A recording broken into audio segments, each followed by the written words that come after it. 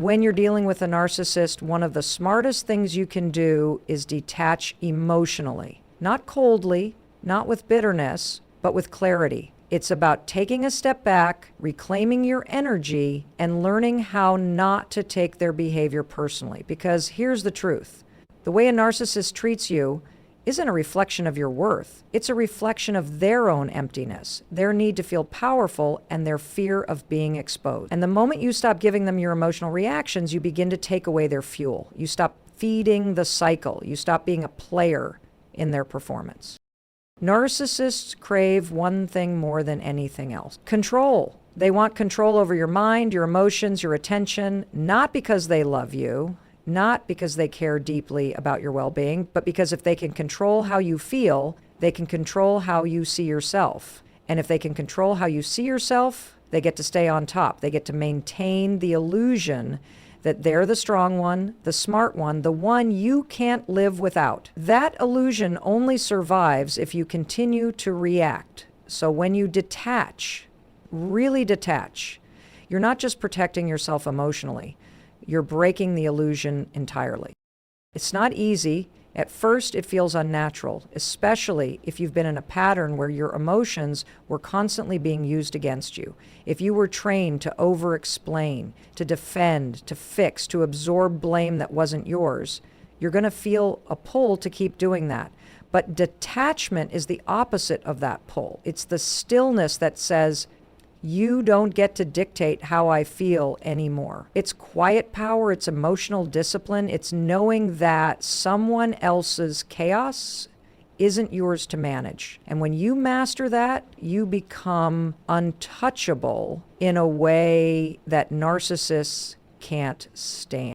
Here's what detachment really looks like. It's when they try to provoke you and you don't bite, when they insult you subtly and you don't flinch, when they ignore you to punish you and you keep showing up for your own life like nothing changed. You stop reacting, not out of spite, but because you've realized your peace is too expensive to give away. You stop taking their manipulation as a personal failure and you start seeing it for what it is, a desperate attempt to stay in control.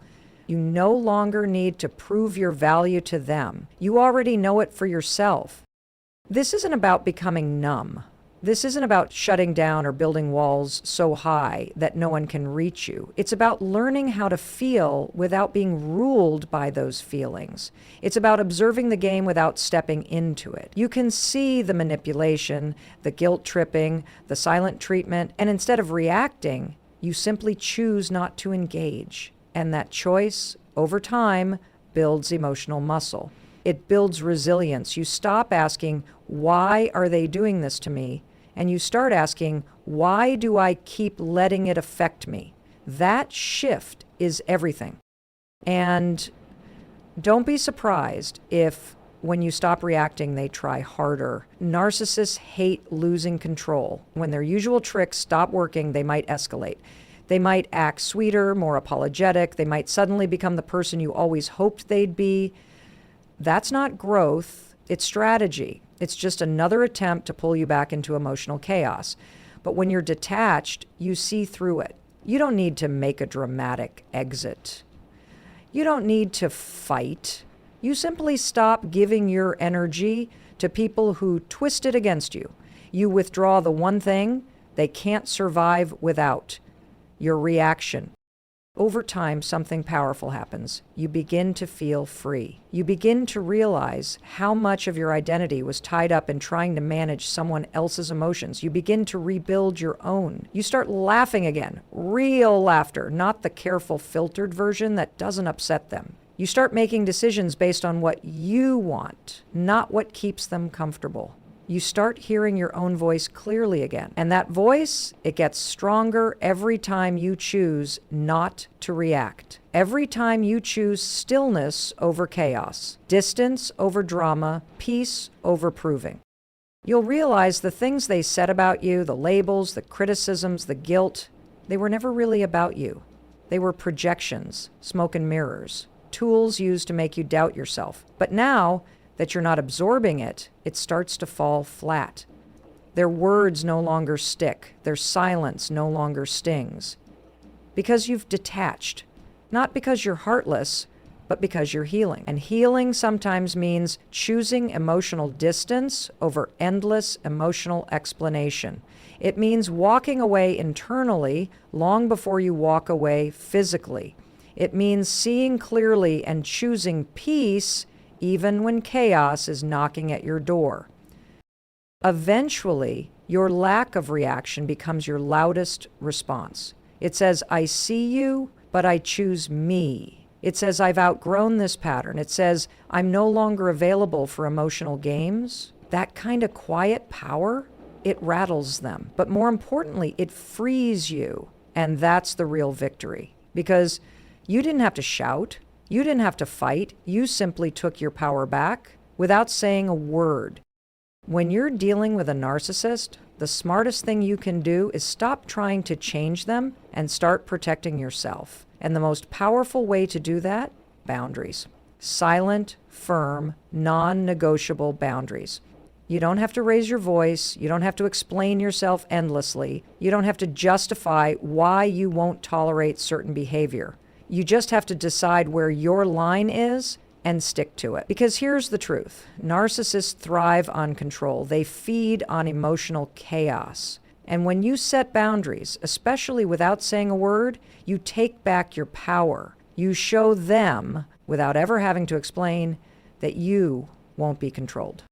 It starts with understanding that narcissists aren't interested in mutual respect. They don't care about compromise or emotional safety. Their world revolves around their needs, their ego, their image. If you keep engaging in long explanations or trying to get them to see your side, you'll burn out. That's exactly what they want. Your energy, your reactions, your vulnerability. But the second you stop engaging on their terms and silently hold your ground, you shift the power dynamic. You're no longer someone they can manipulate easily. You're no longer dancing to their rhythm. The reason setting boundaries without words is so effective is because narcissists are constantly looking for an emotional opening. If you say, I need space, they'll ask why, twist your words, or guilt trip you. If you say, I don't like how you talk to me, they'll tell you you're too sensitive. But if you silently start walking away from the conversation the moment it turns manipulative, if you remove access, stop replying to texts immediately, stop showing up when they expect you to, you're doing something far more powerful than any confrontation. You're showing that they no longer have access to your energy on demand. And it's not about being cold. It's about being clear. You're not playing games. You're protecting your peace. You're not punishing anyone. You're preserving yourself. A boundary doesn't have to be loud to be strong. Sometimes the most powerful thing you can do is say nothing and simply act differently, not out of anger, not out of spite, but out of self-respect. You begin choosing your reactions instead of giving them away. You stop explaining and start showing. And trust me, narcissists notice. They feel the shift, even if they pretend they don't. One of the most common traps people fall into with narcissists is over-explaining. You feel like you have to justify your needs. You feel guilty for pulling away. But every explanation becomes a thread they pull on. They use your words against you. They twist the narrative. And before you know it, you're exhausted and they're still in control. That's why silence is so powerful. Silence removes the invitation. When you stop giving them something to react to, they're left spinning in their own game. And suddenly, you're not playing anymore. And here's where the real strength kicks in. Consistency. A narcissist will test your boundaries again and again. They'll push just to see if you fold. They'll act like they're changing just to pull you back in. But your power isn't improving anything to them. It's in showing up the same way every time. Calm, detached, unbothered. If you say you won't tolerate being disrespected, then walk away every single time it happens. Not with a dramatic exit, not with a list of reasons, just calmly remove yourself. They'll either adjust or they'll fall away. Either outcome is a win for your peace.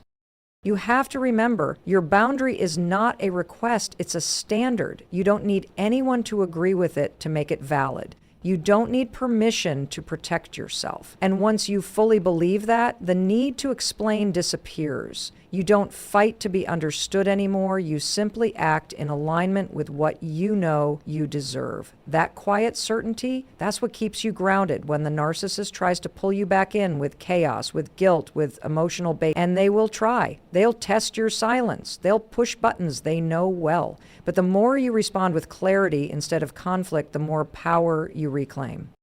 Some people think setting boundaries means you have to cut people off completely. But that's not always the case.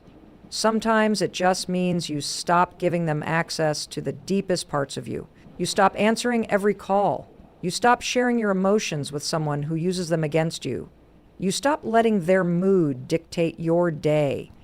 You learn to exist alongside them, if necessary, without letting them invade your peace. And it's subtle. They won't always see it coming, but they'll feel the difference.